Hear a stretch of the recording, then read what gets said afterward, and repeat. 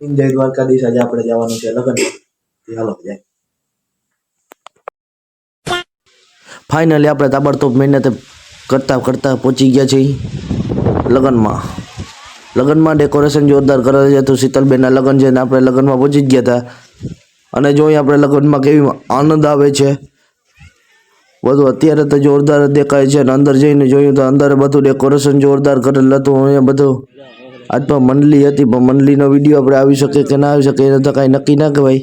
બધા ભાઈઓ બેઠા છે અને હજી તો કોઈ આવ્યું નહોતું ને આપણે અહીંયા પહોંચી ગયા હતા. A few moments later. અને બપોર થઈ ગયા ને આપણે લઈ લીધી થાળી લઈને આપણે બેસી ગયા જમવા જડી ગયું ને આપણા હાથમાં આવી ગઈ થાળી ભરીને ખાવા માંડ્યા. મારા મામાની બધા બે હાથે મંડાણા. એ મારો વિડીયો મેં લેજો. મેં કહું અરે કેવું ધોળવું પડે તમને મામા. બે હાથે એ મંડાણા છે અને આપણે મંડાણા. અને હવે આપણે નીકળી ગયા છાંયો ગોતવા. છાંયો એટલે બેસવા, બીજે ક્યાંય નથી નીકળી ગયા. ધીરે ધીરે આપણે લોકેશન ઉપર આવી ગયા છે. એમાં મામાની બધા જોતા થાય ને આપણે અહીંયા જોઈ બધા બહારથી અરે તમારી ભલી થાય. વાહે ગાડલા ખેંચી આવ્યા છે જો અંડરગ્રાઉન્ડથી. આપણા દામભાઈ છે કંઈક વાતો કરે છે ઇતિહાસની, તે આપણે સાંભળી. હાલો. આટલું એ કેમ સમજાતું નથી કે અમીરસ કોઈ પણ પાતું નથી, અને તોય ઊભા છો મૂર્ખ આશા ધરી.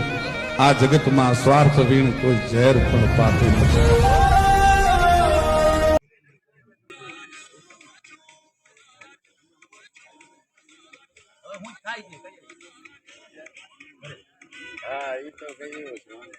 દામભાઈની વાત પૂરી થાય કે ના થાય આપણે હવે જોઈએ ડેકોરેશનનું કે કામ કેવું પહોંચ્યું છે. કામ બધું જોરદાર થઈ ગયું. તો હલ્દીનો બોર્ડ લાગતો હતો ને હવે થઈ ગઈ હતી સાંજ.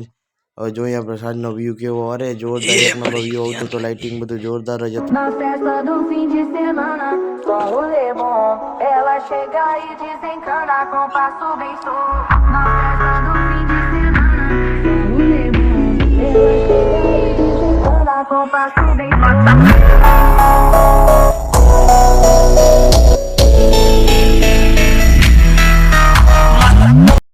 હવે એન્ટ્રી કરવાના હતી શીતલબેનની. તો આપણે ઊભા જોઈ કે કેવી એન્ટ્રી થાય.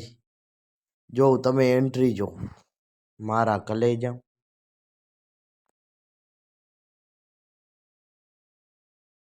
હવે શીતલબેનની એન્ટ્રી થવાની છે.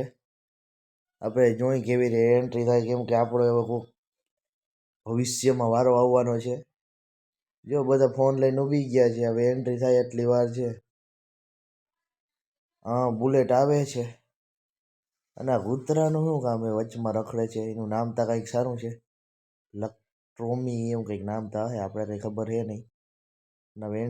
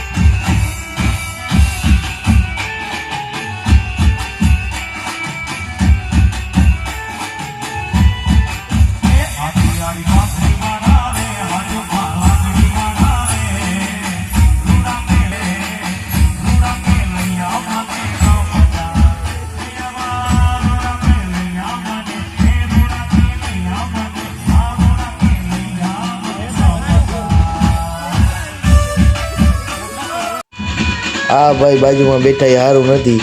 જો આપણે કરડી રહે ને તો આપણે અજીઝનનો પાર નહીં રહીએ. વારો કાઢી નાખીએ પછી અજીઝન દેવામાંથી આપણે ઊંચા નહીં આવીએ. ફાઇનલી અહીંયા આપણો વ્લોગ પૂરો કરી મળી નવા વ્લોગમાં. આભાર.